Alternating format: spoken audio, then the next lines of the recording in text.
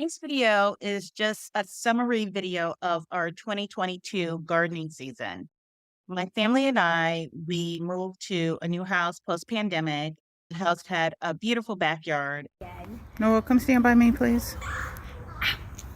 Why are you taking a video of this? Because I want to. This is a video of our new backyard. I knew from the very beginning we were going to put in a garden. My daughter was gone to school at the time, and her school had a community garden. And this was a real nice way for us to join together our two worlds in a natural way.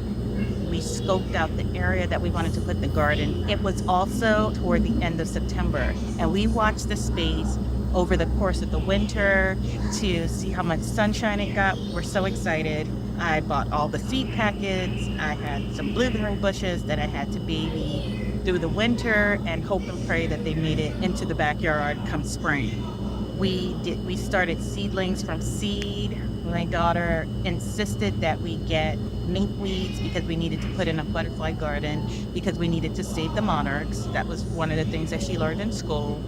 So I knew we needed to get What are a you butterfly doing? garden. Each kid had their own gardening box. Edie, I was going to let her water the heck out of some wildflowers. And so I set up wildflowers for her. And then for my big girl, we had a butterfly garden. We had bush bees. I also put tomatoes in her box and beets. So some things did not take at all. The bush beans did well. The butterfly garden did well. Then I put in the rest of the veggies and peppers for ourselves.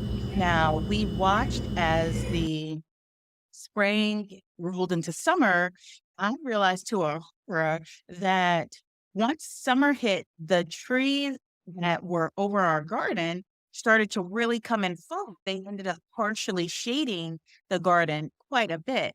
And so over the course of a few weeks, ego was not going to let me move this garden. I was just trying to be real firm with, we're going to make the sunshine. And it did not shine. Eventually started moving the different containers to where the sun was. And then I realized over time that that was not sustainable. And then to have to move all of that and not be able to use the setup that we put in place, I was a bit disheartened.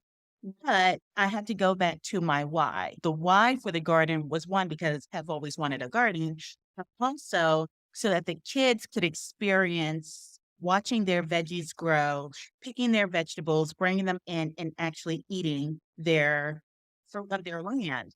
And so that won out. I ended up moving maybe 10 of the containers to the sunnier side of the yard, and we ended up getting decent yield. We got hot peppers, we got green peppers, we got cucumbers, we got tomato, we got some blueberries, we got some strawberries toward the end of the season. We got eggplant, which is so much fun to grow. And yeah, we had to fight off squirrels, the birds, the insects, but we did manage to get some fruit and veggies.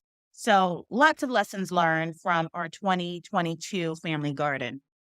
I'll show you in later videos and photos where we are going in 2023. I decided to permanently move the garden over to the sunnier side of the yard, and we'll see what we get. It's going to be what it's going to be. I don't have the energy in me to move the garden for a third time. I am going to repurpose the site of the original garden into kind of relaxing sanctuary. I'll put up a gazebo, put some citronella plants around the four corners of the gazebo to create a really nice kind of peaceful spot.